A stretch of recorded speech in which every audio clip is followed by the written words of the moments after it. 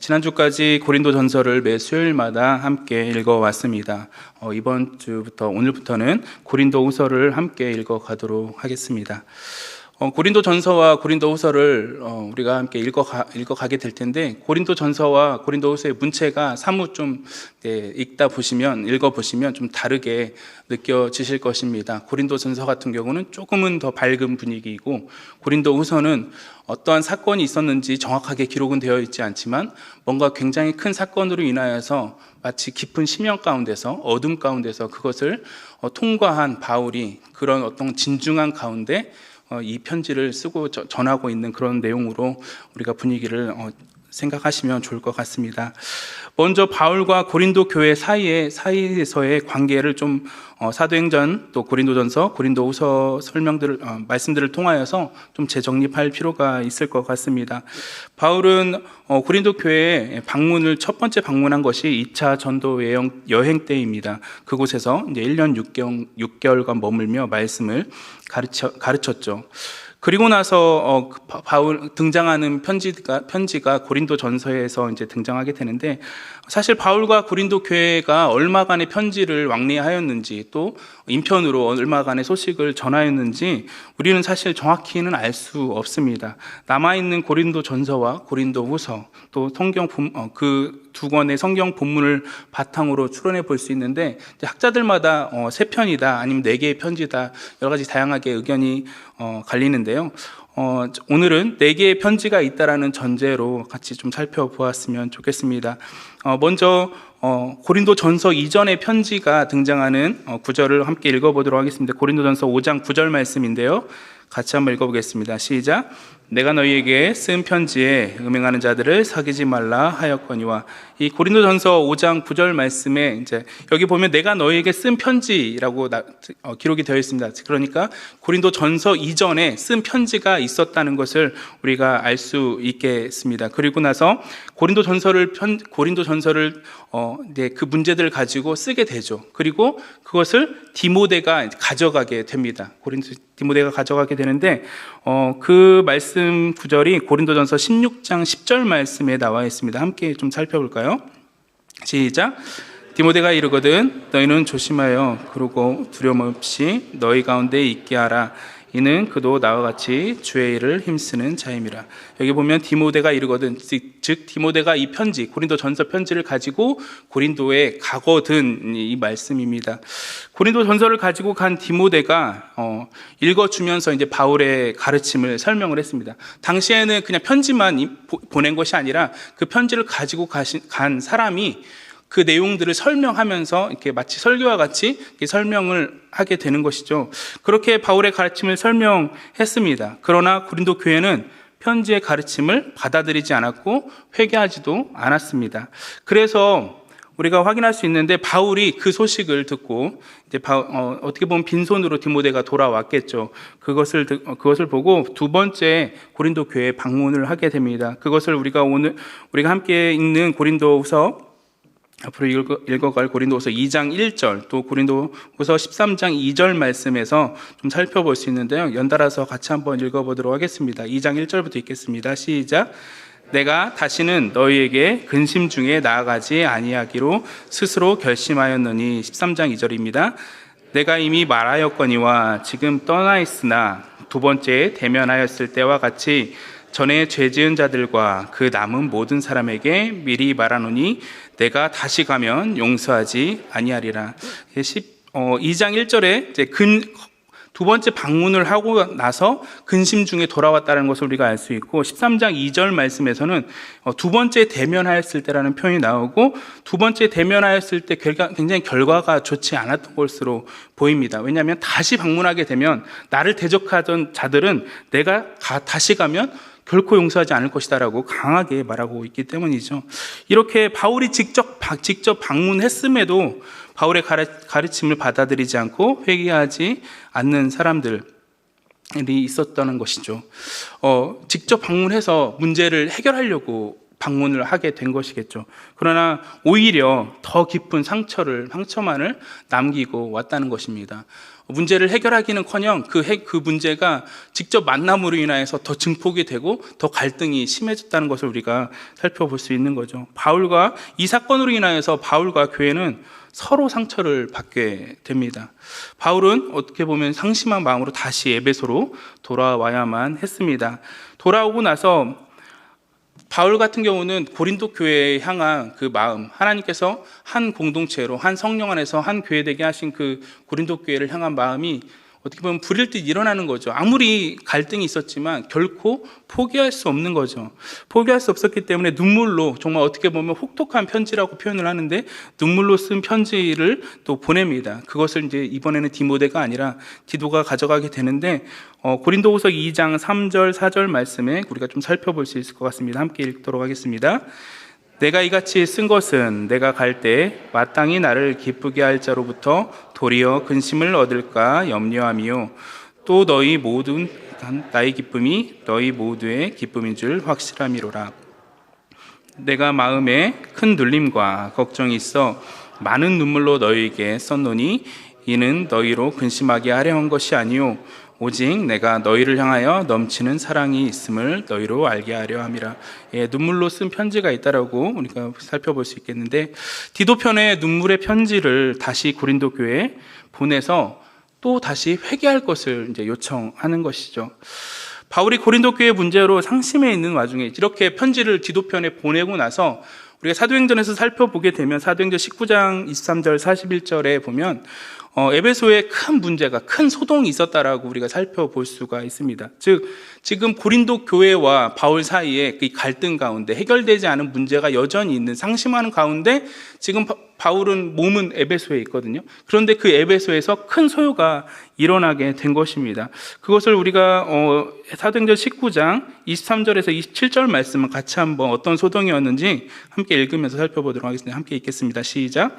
그때쯤 되어 이 도로 말미암아 적지 않은 소동이 있었으니 즉 데메드리오라 하는 어떤 은장색이 은으로 아데미의 신상 모형을 만들어 직공들에게 적지 않은 벌이를 하게 하더니 그가 그 직공들과 그러한 영업하는 자들을 모아 이르되 여러분도 알거니와 우리의 풍족한 생활이 이 생업에 있는데 이 바울이 에베소뿐 아니라 거의 전 아시아를 통하여 수많은 사람을 권유하여 말하되 사람의 손으로 만든 것들은 신이 아니라 하니 이는 그대들도 보고 들은 것이라.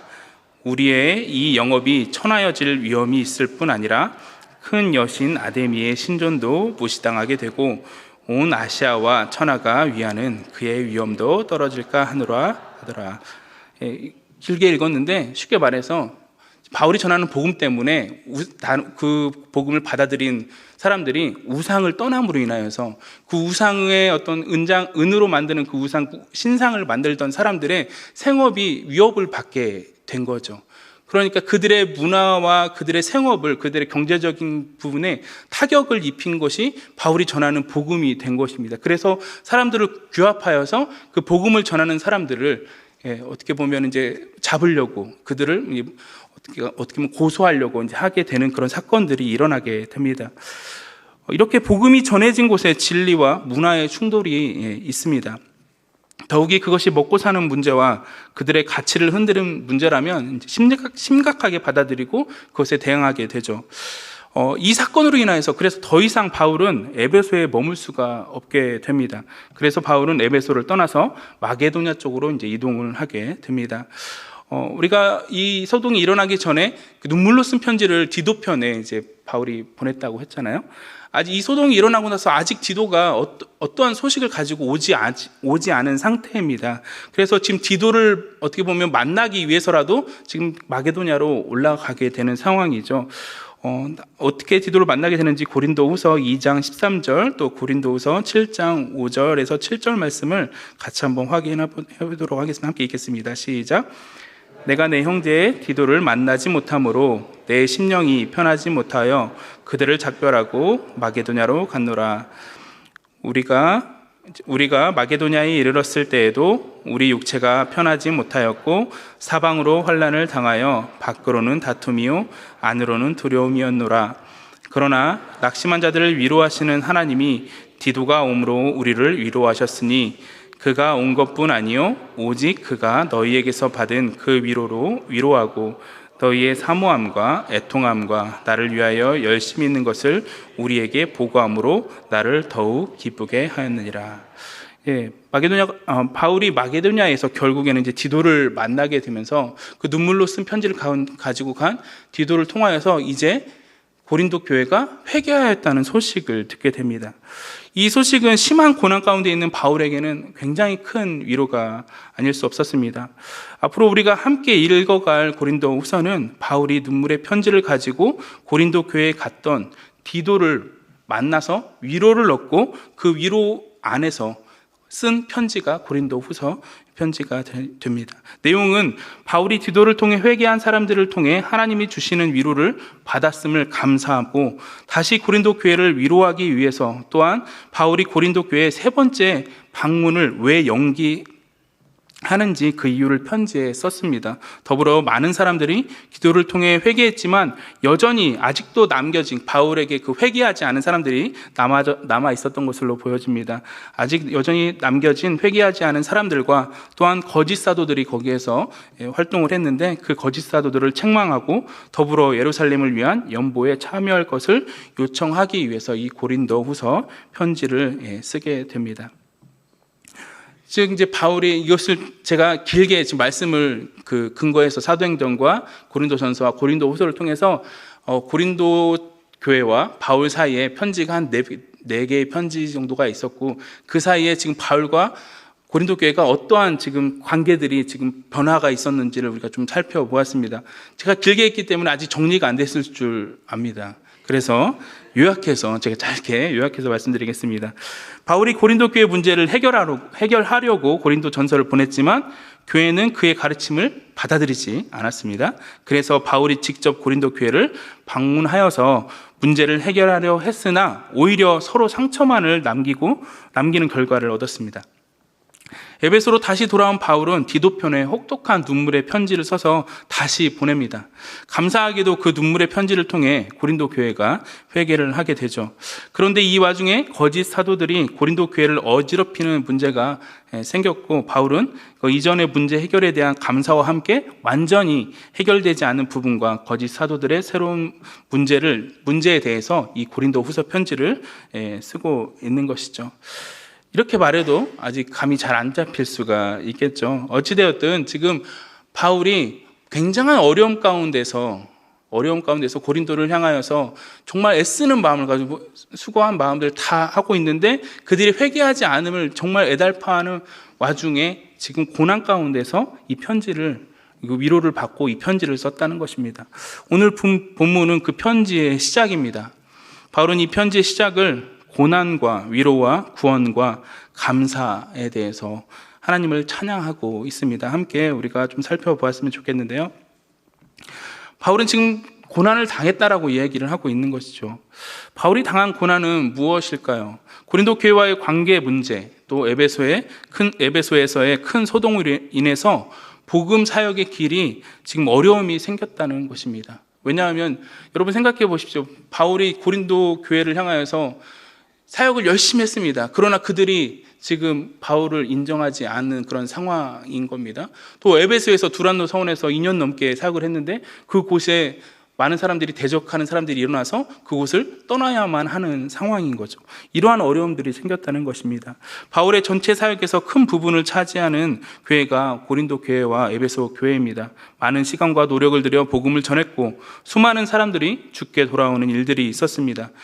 누가는 사도행전에 이렇게 기록하고 있습니다. 바울이 2해 동안 두란노 서원에서 날마다 강론하니 아시아에 사는 자는 유대인이나 헬라인이나 다 주의 말씀을 듣더라, 이렇게 말씀하고 있습니다.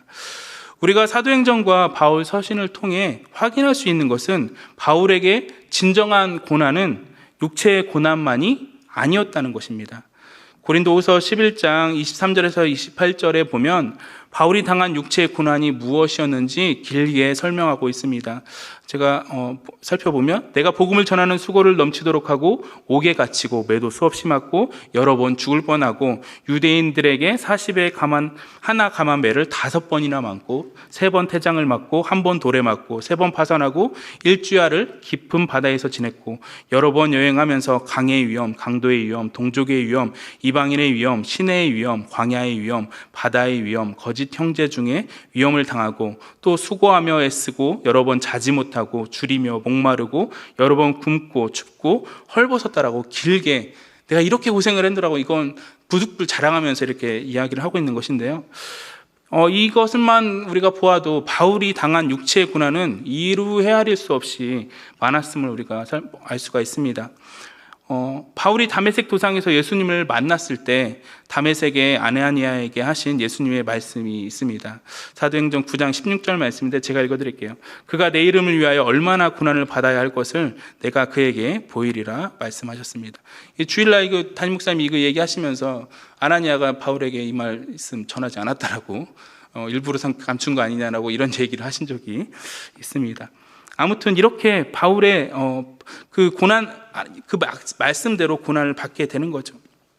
그러나 바울의 진정한 고난은 육체의 고난이 아니었던 것으로 보입니다. 왜냐하면 오늘 본문 말씀 1장 8절 말씀을 때문입니다. 함께 읽어보도록 할까요? 함께 읽겠습니다. 시작. 형제들아, 우리가 아시아에서 당한 환난을 너희가 모르기를 원하지 아니하노니 힘에 겹도록 심한 고난을 당하여 살 소망까지 끊어지고. 아시아에서 당한 환난이라고 보면 아까 그 에베소에서 당한 환난이 가장 최근에 당한 환난입니다. 굉장히 큰 위협을 받게 된 거죠. 빌립보에서의 어떤 그 경제적인 타격을 입혔을 때 그들이 고소해서 감옥에 갇힌 것을 예상해 본다면 이 말씀에서 설명하고 있지 않지만 에베소 감옥에 갇혔을지도 모릅니다. 그런 가운데 죽음의 위협을 당했을 수도 있죠. 그렇게 육체의 고난을 경험했음에도 불구하고 바울이 여기서 고백하고 있는 것은 살 소망까지 끊어졌다라고 이야기하고 있는데요.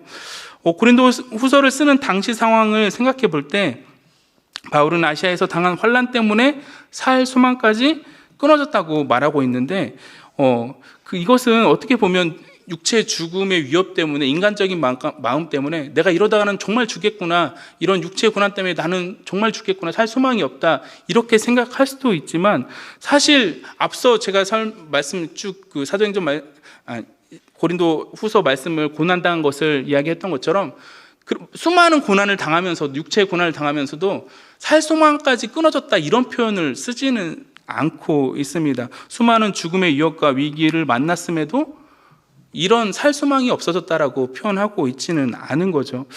왜 바울은 살 소망까지 끊어졌다는 표현까지 하게 되는 걸까요? 사실 바울이 당한 고난은 깊은 우울로 보여집니다. 그 우울은 예수 안에서 한 형제요 가족인 고린도 교회를 통해 받은 상처가 큰 원인일 거라고 생각이 됩니다.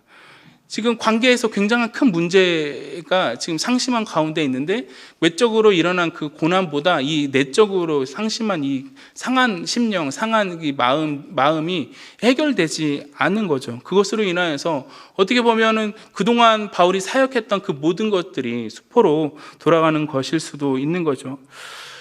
바울은 고린도 교회가 바울의 사도로서의 권위를 인정하지 않고 바울이 전하는 복음이 무색해지는 것을 견딜 수가 없었을 것입니다. 자신의 사도로서의 존재를 부정당하는 멸시는 이것은 바울의 자존심뿐만 아니라 곧 바울이 전하는 그리스도의 복음이 헛되게 되는 것이기 때문입니다. 바울은 자신의 자존심보다는 복음이 헛되게 되는 것을 견딜 수 없었을 것입니다. 여러분, 이런 고난을 겪어본 적 있나요? 육체의 고난보다 상한 심령, 상한 마음, 상한 관계 때문에 어떻게 해결되지 않은, 제발 해결이 됐으면 좋겠는데 내 힘으로 되지 않는 그 상황을 묵묵히 인내하면서 그 시간이 어떻게 하나님께서 해결돼 주기만을 바라면서 지나가야 되는 그런 고난의 때가 경험한 적이 있으십니까? 저는 이런 경험을 잠깐 한 적이 있습니다. 제가 잠깐 그 캠퍼스를 사역을 할 때 개척을 하려고 그러니까 인천에 간 적이 있습니다.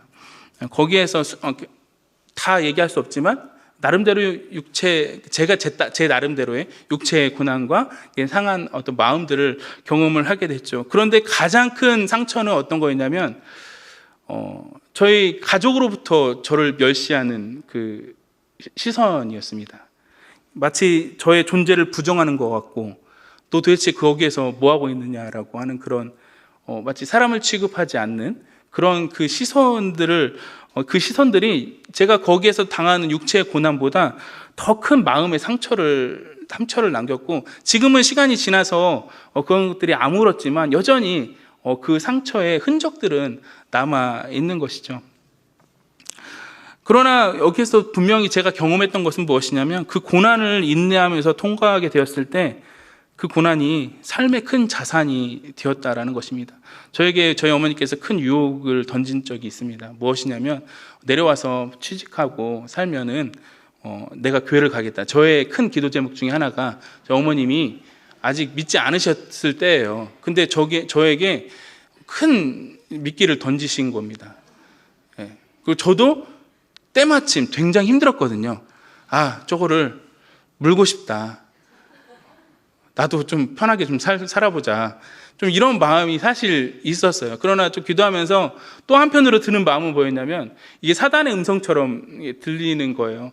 어떠한 생각이었냐면, 만약에 내가 그 부모님이 던진 그 미끼에 그걸 제가 덥석 잡았다면, 그동안 제가 어머님이 저에게 그 미끼를 던졌을 때가 제가 신앙생활한 지 한 10년이 넘었을 때거든요. 이제 그 선교단에서 마치 그것이, 만약에 제가 그것을 잡는 순간 저희 10년은 완전히 쌍그리 붓이 되는 겁니다.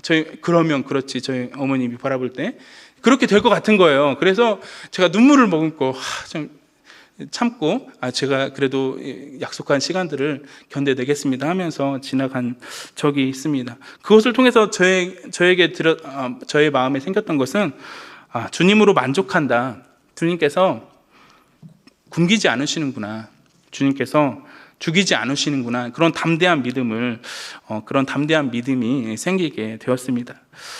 우리는 그리스도인으로서 고난을 어떻게 바라보고 있습니까? 우리가 당하는 고난은 무엇입니까? 우리가 당하는 고난을 주를 위해 당하는 고난과 사실 우리가 잘못해서 당하는 고난, 이렇게 나누어 봐야 될 필요도 있습니다. 왜냐하면 주를 위해 당하는 고난은 영광으로 얼마든지 당할 수도 있잖아요, 우리 믿음 가운데서. 그러나 내가 실수해서, 내가 잘못해서, 내가 마땅히 벌을 받아야 돼서 당하는 고난은 어떻게 보면 부끄러운 것이잖아요. 그러나 우리가 아시다시피 이것을 나눈다는 것은 굉장히 쉽지가 않습니다. 우리가 한 번의 인생을 살지, 이것 따로 이렇게 살지는 않지 않습니까? 이것은 어쩌면 불가능한 일인 것처럼 보입니다. 왜냐하면 주를 위해 사역을 하는 중에서도 개인의 잘못된 선택과 실수를 할 수 있기 때문이죠.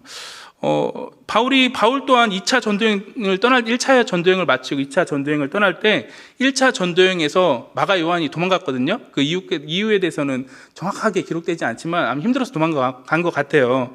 도망갔을 때 바나바가 자기 조카여서 이번 2차 전도여행에도 얘가 이번엔 잘할 거야. 제 말입니다. 성경에 기록되지 않았어요. 이번엔 잘할 거야. 그래도 다시 한번 기회를 줘서 데려가 보자. 바울이 이런지야 거절하고 바울과 바나바가 헤어지는 사건이 되게 되거든요. 그때까지만 해도 바울의 어떤 그 혈기가 남아 있었던 거죠.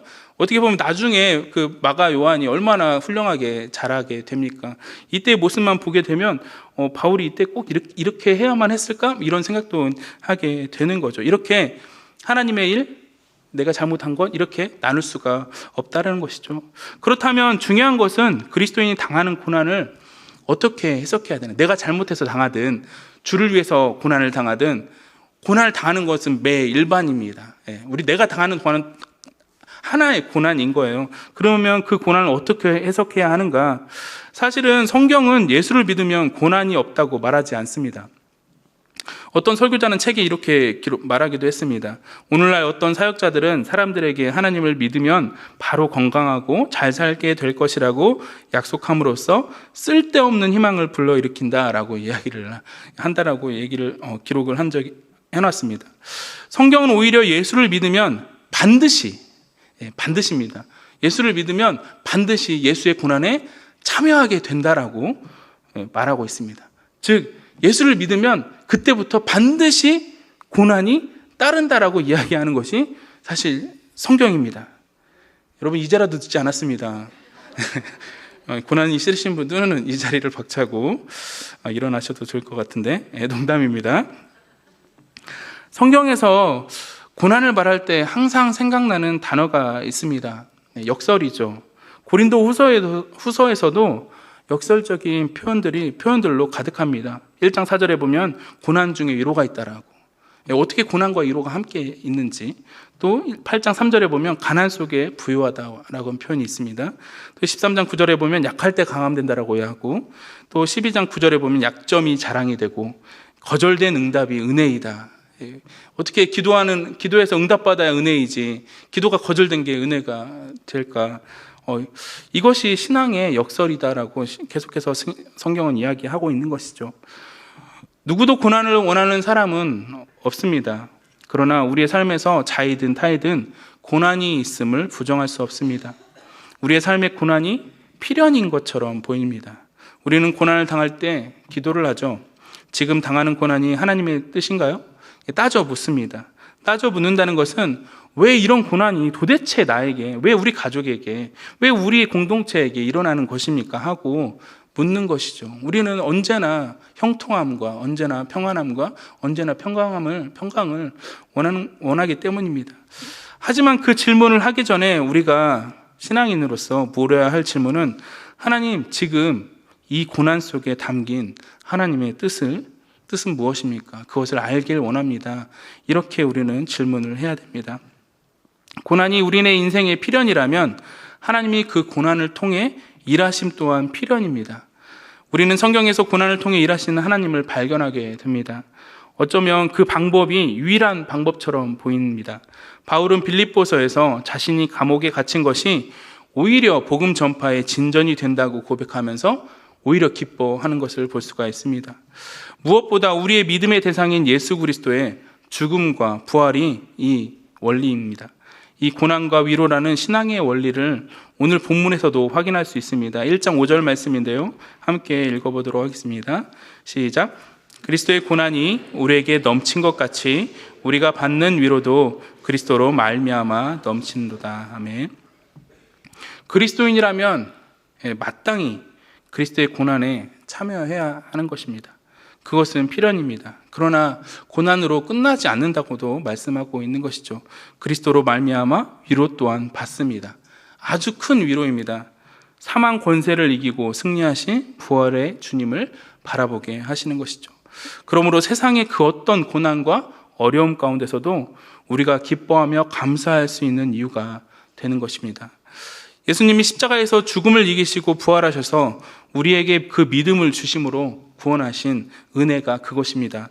그러므로 어떠한 고난과 환난 가운데서도 절망하지 않고 주님이 주시는 견고한 소망을 믿음으로 품길 기도합니다.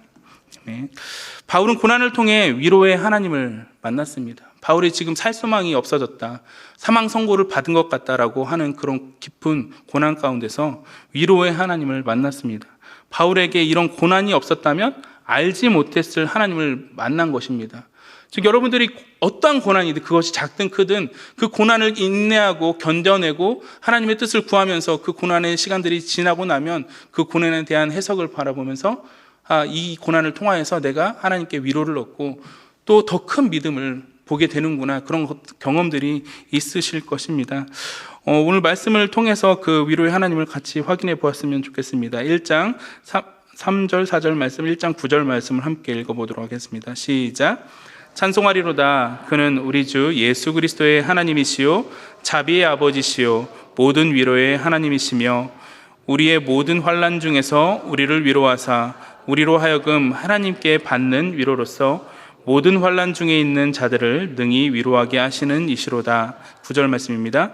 우리는 우리 자신이 사형 선고를 받은 줄 알았으니 이는 우리로 자기를 의지하지 말고 오직 죽은 자를 다시 살리시는 하나님만 의지하게 하심이라. 아멘. 바울은 이 고난을 통해 살소망까지 끊어지고 또 사망 선고를 받은 것과 같은 이 고난을 통해 이전보다 더 자기를 의지하지 않고 오직 죽은 자를 다시 살리시는 하나님만 의지하게 됩니다. 바울이 이걸 몰랐을까요? 바울이 하나님께 계시를 받고 예수님을 만나고 나서 그 이후에 그 이방인의 사도 복음을 전하면서 이 가장 기본적인 예수를 믿으면 누구나 듣게 되고 누구나 알게 되는 이 진리를 몰랐을까요? 그렇지 않은 거죠. 고난을 통해 이 진리가 더 깊어지는 겁니다. 더 깊어지는 거죠. 이것이 단순한 어떤 표면에 떠다니는 그냥 말로만 행하는 것이 아니라 이 고난을 직접 겪어내고 정말 살 소망까지 끊어지고 정말 사형 선고를 받은 곧 죽을 수도 있겠구나라는 어떤 그런까지 갔을 때 결국 내가 붙잡아야 될 것은 이 땅의 것이 아니라 정말 하나님뿐이구나라는 것을 더 강하게 붙잡게 된다는 것이죠. 고난이 그런 것들을 우리에게 더 큰 믿음을 우리에게 준다라는 것을 여러분은 꼭 기억하셨으면 좋겠습니다. 여러분의 인생 가운데 고난을 통해 위로의 하나님을 만난 적이 있습니까? 그 당시를 생각한다면 다시 돌아가고 싶지 않을 정도로 심한 고난이었을지도 모르겠습니다. 저보고 개척 갈 때로 다시 돌아가라고 하면 저는 절대 돌아가고 싶지 않거든요. 제 표현으로 따지면 정말 거지같이 살았거든요. 그 시간을 한 3년, 조금 더 길게 하면 한 4년을 그렇게 살았는데 쉽지 않은 시간들이었습니다. 다시 돌아가고 싶지 않은 거죠. 그러나 지나고 나서 이제 그 고난의 한복판을 묵묵히 견디게 하신 그 위로하신 하나님만 의지하면서 그 고난을 지나왔을 때 전보다 더 큰 믿음을 갖게 되지 않으셨습니까? 각자마다 그런 경험들이, 크고 작은 경험들이 저는 있으실 거라고 생각이 됩니다.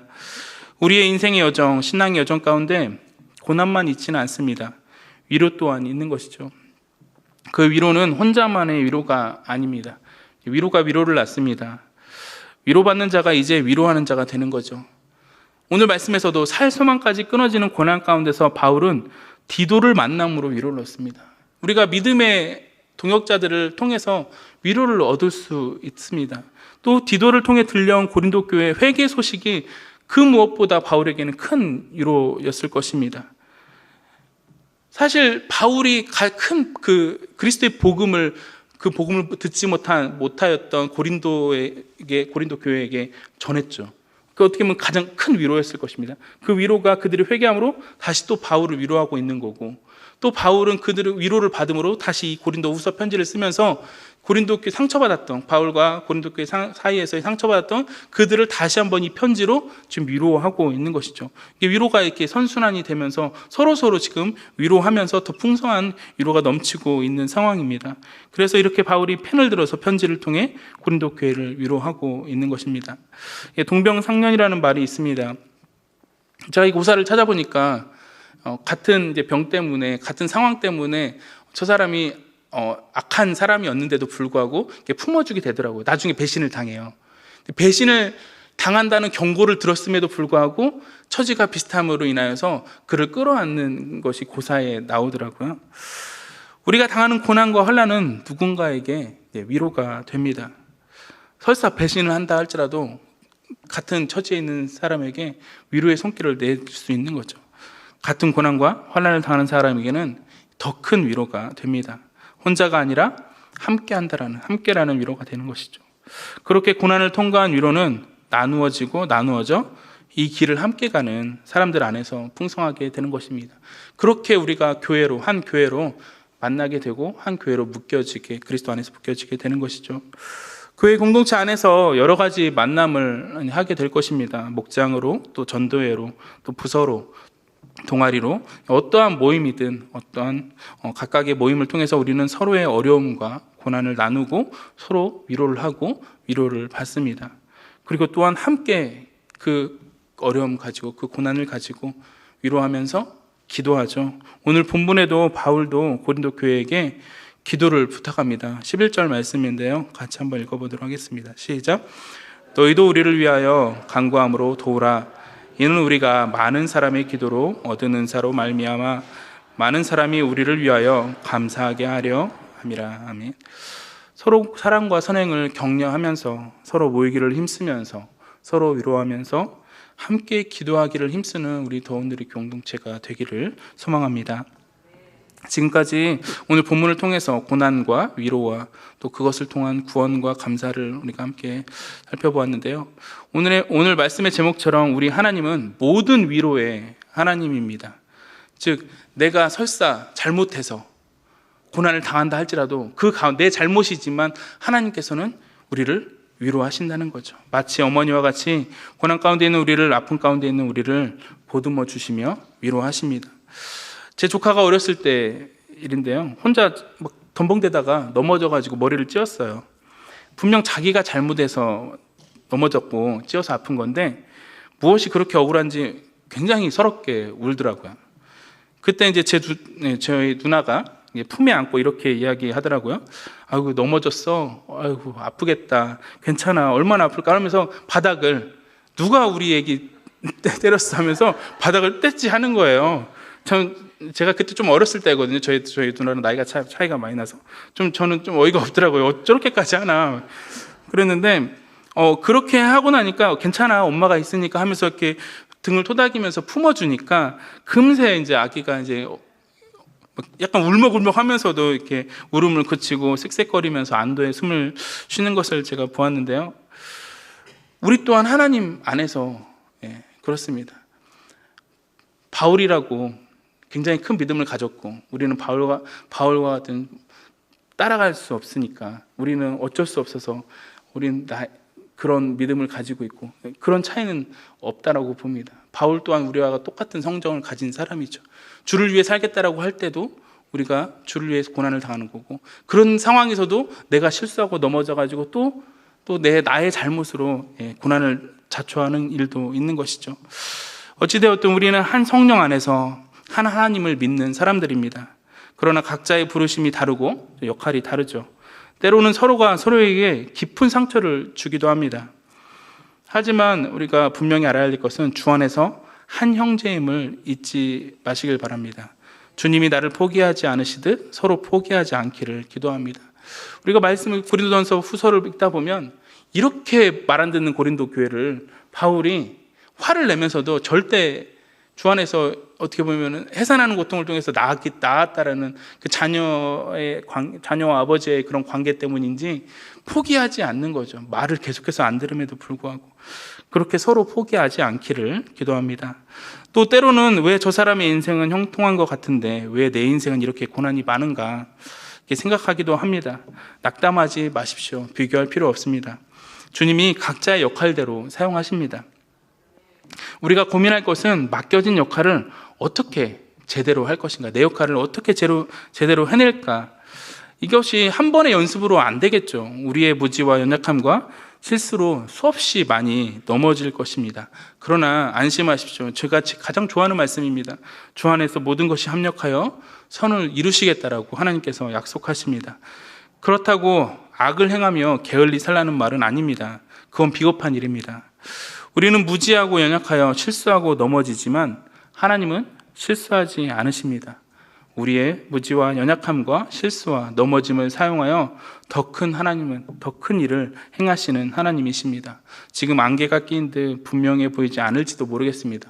혹시 누군가는 정말 아무에게도 말할 수 없는 고난 가운데 있는 분도 있을 수도 있겠습니다. 이런 안개 끼인 듯 언제 끝날지 모르는 이 고난이 어쩌면 주님께서 말씀하시는 그날을 바라볼 때라야 비로소 안개가 거칠지도 모르겠습니다. 그 고난이 언제 끝날지, 우리 생이 계속되는 한 어쩌면 고난이 계속될지도 모르겠습니다. 그때까지 우리는 우리의 인생에서 수많은 고난과 위로를 반복하게 될 것입니다. 어떤 것은 견딜만 하고 어떤 것은 살 소망까지 끊어지는 것일 것입니다. 그러나 낙심하지 마십시오. 십자가의 주님을 바라보십시오. 죽음을 이기시고 사신 부활의 주님을 바라보십시오. 우리 주 예수 그리스도를 바라봄으로 우리의 연약한 인생에서 큰 위로를 얻고 끝내 우리를 구원하실 주님께 감사하는 은혜가 있기를 소망합니다.